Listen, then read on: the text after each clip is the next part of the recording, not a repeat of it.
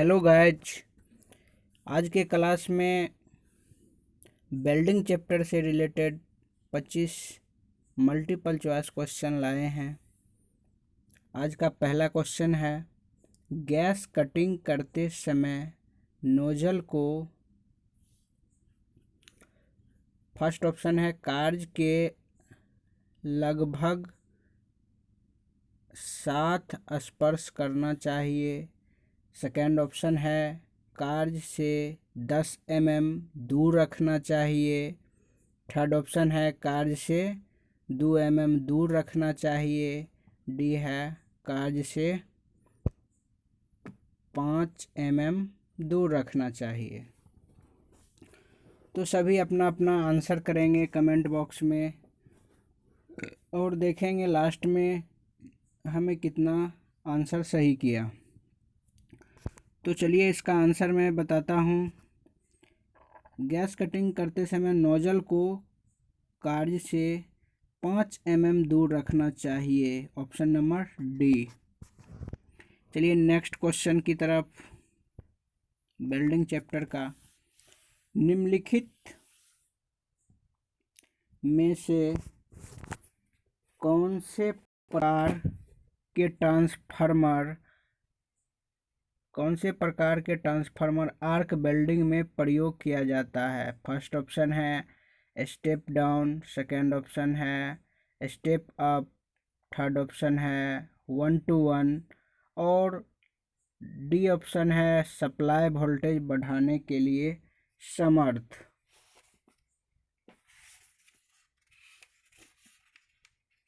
तो सभी अपना अपना आंसर करेंगे।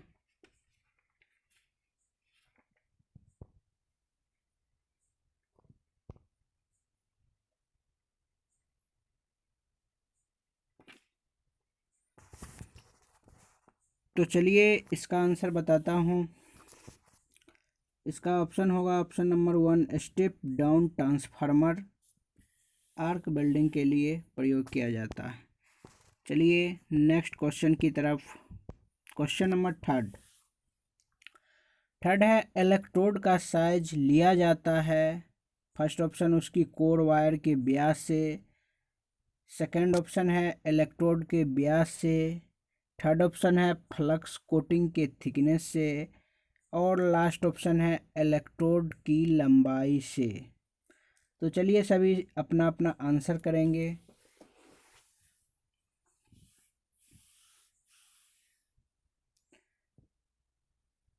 दस सेकेंड आपके लिए है।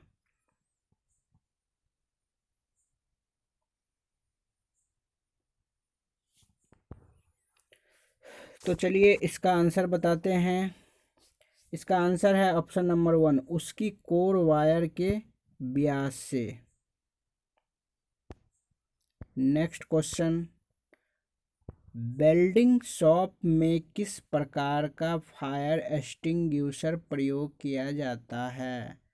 फर्स्ट है फोम टाइप एक्सटिंग्विशर, सेकेंड है ड्राई पाउडर एक्सटिंग्विशर, थर्ड है CO2 एक्सटिंग्विशर और फोर्थ है हेलोन एक्सटिंग्विशर। चलिए 10 सेकेंड आपको मिलता है, आप सभी आंसर करेंगे इसका।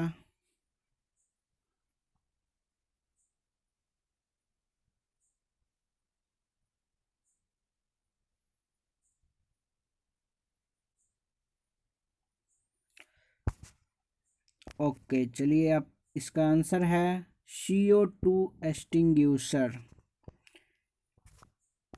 नेक्स्ट क्वेश्चन की तरफ।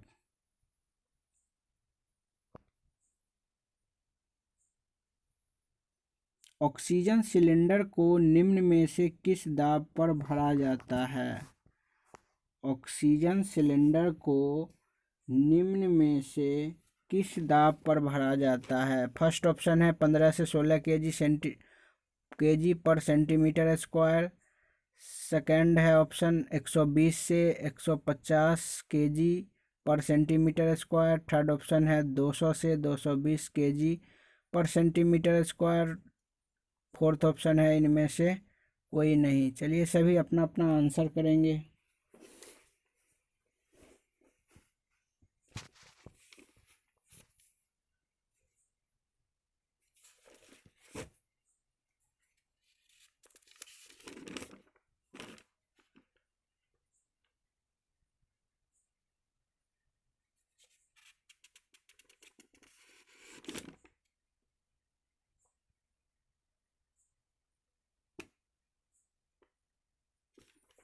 तो इसका आंसर है 15 से 16 kg पर सेंटीमीटर स्क्वायर। चलिए नेक्स्ट क्वेश्चन नंबर 6। दो भिन्न धातुओं की वेल्डिंग की प्रक्रिया को कहा जाता है। फर्स्ट ऑप्शन है समरूप वेल्डिंग, सेकंड है हेट्रोजीनियस वेल्डिंग, थर्ड है संलयन वेल्डिंग, फोर्थ है डी स्पॉट वेल्डिंग। सभी अपना अपना आंसर करेंगे। दो भिन्न धातुओं की वेल्डिंग की प्रक्रिया को कहा जाता है।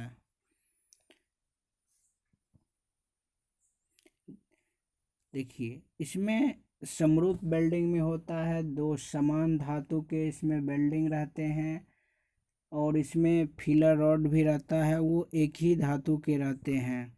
और हेट्रोजीनियस में अलग अलग, इसीलिए दो भिन्न धातु की वेल्डिंग की प्रक्रिया को हेट्रोजीनियस वेल्डिंग कहते हैं। 7th question. Acetylene gas welding में किस वाल्व को प्रति विस्फोटन के पश्चात तुरंत ही बंद कर देना चाहिए? First option acetylene valve, second option oxygen valve, third option A तथा बी, फोर्थ ऑप्शन है इनमें से कोई नहीं। तो चलिए सभी अपना इसका आंसर करेंगे। जब कोई गैस का काम होता है तो वहाँ कोई भी चीज़ जलने के लिए उसमें ऑक्सीजन की ज़रूरत होती है, इसीलिए इसमें अगर कोई विस्फोट होता है तो सबसे पहले हम लोग ऑक्सीजन वाल्व बंद करेंगे, जिससे कि वह जलना बंद हो जाए, इससे कोई दुर्घटना नहीं होगी। तो इसका आंसर होगा ऑक्सीजन वाल्व। 8 है वेल्डिंग बूथ की दीवार का रंग होता है। ए है रेड, बी है हरा, सी है पीला और डी है ब्लैक कलर, काला कलर। चलिए सभी अपना अपना आंसर करेंगे कमेंट बॉक्स में। तो वेल्डिंग बूथ की दीवार का रंग होता है, तो वेल्डिंग बूथ की दीवार का जो रंग होता है वो काला होता है। चलिए 9th क्वेश्चन। MEG का पर्याय यानी इसका फुल फॉर्म क्या होता है? Metal active gas, metal inert gas, metal arc gas, इनमें से कोई नहीं। MEG इसका जो होता है full form metal active gas, option number ए। 10th है क्वेश्चन। किन वेल्डिंग प्रक्रिया में समान पदार्थ के फिलर रॉड प्रयुक्त होते हैं? यानी जो वेल्डिंग प्रक्रिया है उसमें एक ही प्रकार के फिलर रॉड का प्रयुक्त किया जाता है। फर्स्ट ऑप्शन है हेट्रोजीनियस, सेकंड है होमोजीनियस और थर्ड है ए तथा बी और डी ऑप्शन है इनमें से कोई नहीं। तो इसका आंसर होगा, देखिए हेट्रोजीनियस होता है दो इसमें अलग अलग पदार्थ के फिलर रॉड का प्रयोग, और होमोजीनियस में होता है उसमें समान प्रकार के, इसीलिए इसका आंसर हो जाएगा होमोजीनियस। Question number 11। यह एक वेल्डिंग ट्रांसफार्मर है जो एसी को डीसी में परिवर्तित करता है। Option number A motor generator, option number B engine generator, option number C rectifier और ऑप्शन नंबर डी ये सभी। तो इसका आंसर जो होगा इसमें से ऑप्शन नंबर सी रेक्टिफायर जो है वह वेल्डिंग ट्रांसफार्मर को एसी से डीसी में परिवर्तित करता है। चलिए अगली क्वेश्चन नेक्स्ट। एसिटिलीन गैस का रासायनिक सूत्र है।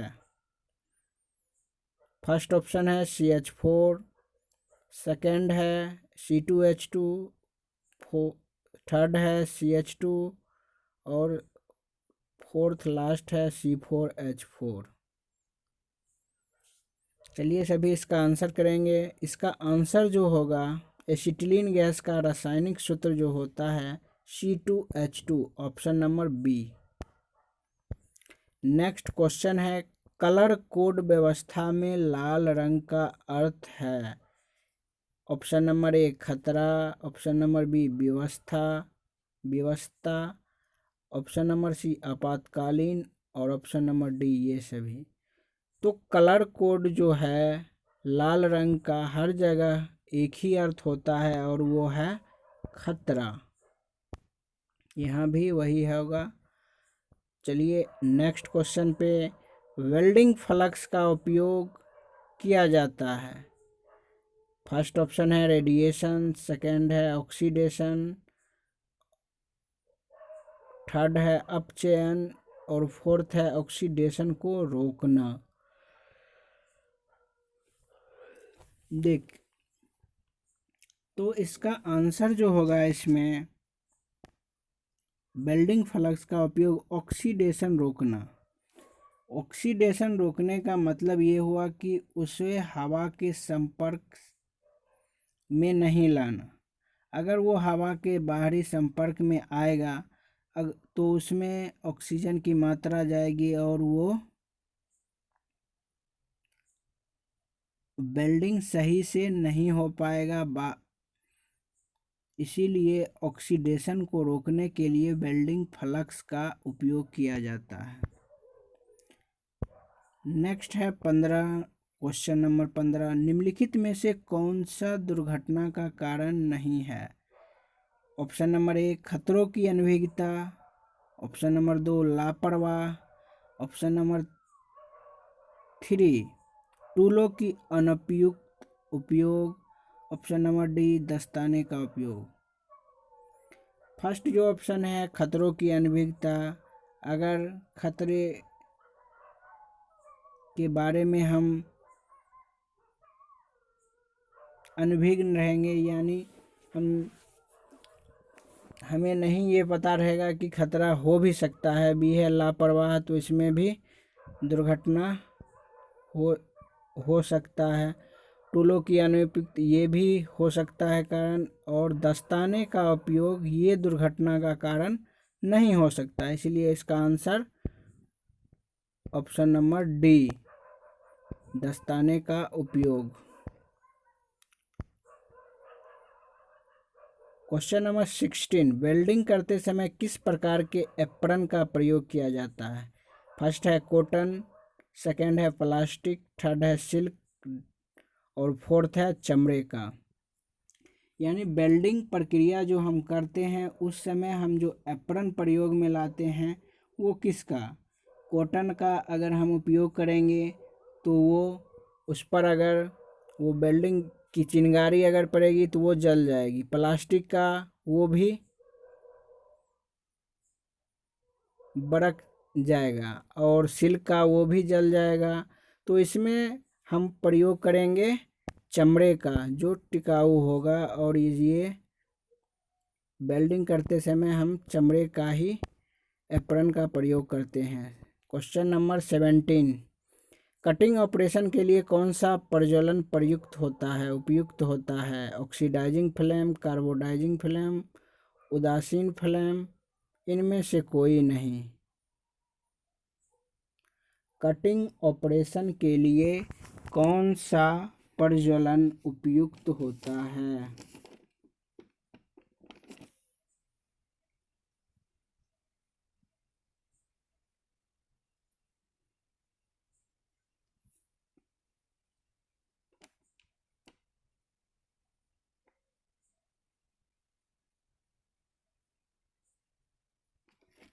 तो चलिए इसका आंसर जो है कटिंग, इसका आंसर होगा ऑक्सीडाइजिंग फ्लेम। चलिए नेक्स्ट क्वेश्चन की तरफ। 18, इलेक्ट्रोड के कोटिंग के लिए इस्तेमाल सामग्री कहलाती है? सुरक्षात्मक परत, ब्लाइंडर, फ्लक्स, स्लैग। इलेक्ट्रोड के कोटिंग के लिए इस्तेमाल सामग्री कहलाती है?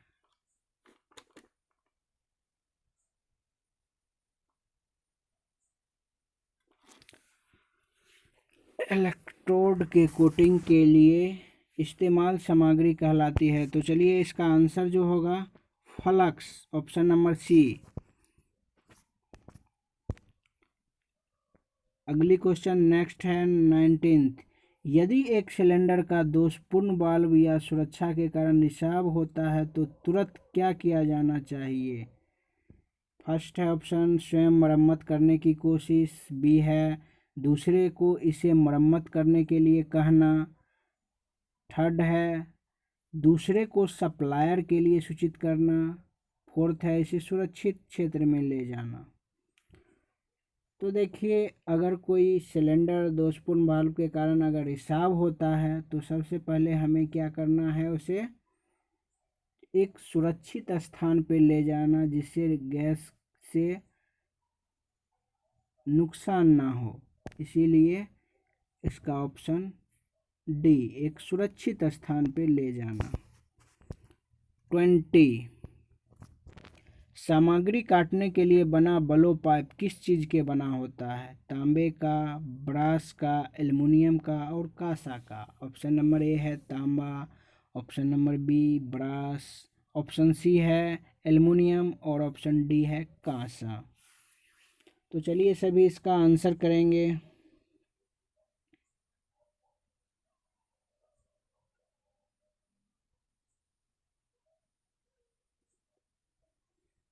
चलिए इसका जो आंसर होगा, सामग्री काटने के लिए जो बलो पाइप होता है वो किस चीज़ का बना होता है? तो ये ऑप्शन नंबर बी ब्रास का। नेक्स्ट क्वेश्चन है गैस कटिंग में यदि बहुत कम ऑक्सीजन सप्लाई की जाती है तो क्या होगी? गैस कटिंग करते समय अगर हम ऑक्सीजन की सप्लाई को बहुत कम कर दे तो इसका क्या प्रभाव पड़ेगा? ऑप्शन नंबर ए है धातु ठंडी हो जाएगी, ऑप्शन नंबर बी है कर्प संकरा बनेगा, ऑप्शन नंबर सी कर्प चौड़ा बनेगा और ऑप्शन नंबर डी है धातु पुनः नहीं कटेगी।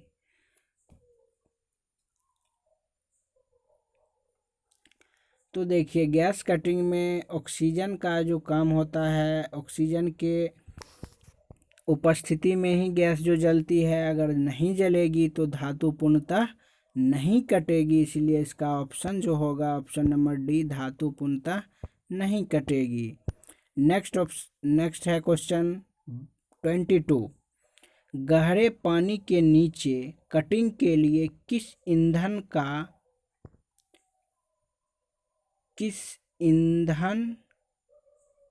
गैस का प्रयोग किया जाता है? गहरे पानी के नीचे कटिंग के लिए किस ईंधन गैस का प्रयोग किया जाता है? Acetylene, hydrogen, LPG, methane. First option है एसिटिलीन, सेकंड है हाइड्रोजन, थर्ड है एलपीजी और फोर्थ है मीथेन। चलिए सभी अपना अपना आंसर करेंगे।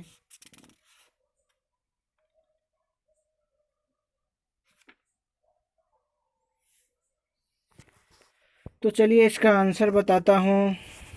इसका आंसर जो होगा हाइड्रोजन गैस।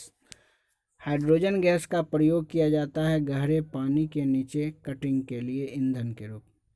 नेक्स्ट क्वेश्चन है MIG स्टैंड्स फॉर, यानी MIG का फुल फॉर्म क्या होता है? फर्स्ट ऑप्शन है metal active gas, second option metal inert gas, third है मेटल अंतर गैस और फोर्थ ऑप्शन है मेटल अंतर्जग। चलिए सभी अपना अपना आंसर करेंगे, आसान सा सवाल है। इसका आंसर जो होगा metal inert gas, metal inert gas. Option number B. चलिए नेक्स्ट क्वेश्चन की तरफ।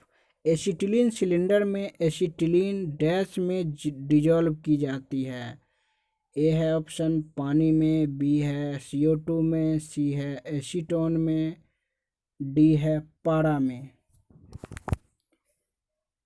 तो एसिटिलीन गैस में एसिटिलीन को डैश में डिजॉल्व किया जाता है। चलिए सभी अपना आंसर करेंगे।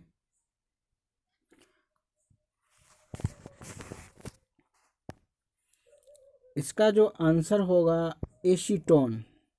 एसिटिलीन सिलेंडर में एसिटिलीन जो है उसको एसीटोन में डिजॉल्व की जाती है। चलिए लास्ट क्वेश्चन है। काटने के लिए कौन सी फ्लेम प्रयुक्त की जाती है? Oxidising flame, carburising flame, neutral flame, इनमें से कोई नहीं। सभी अपना अपना आंसर कमेंट बॉक्स में ज़रूर करें। इसमें इसका जो ऑप्शन होगा 25 का जो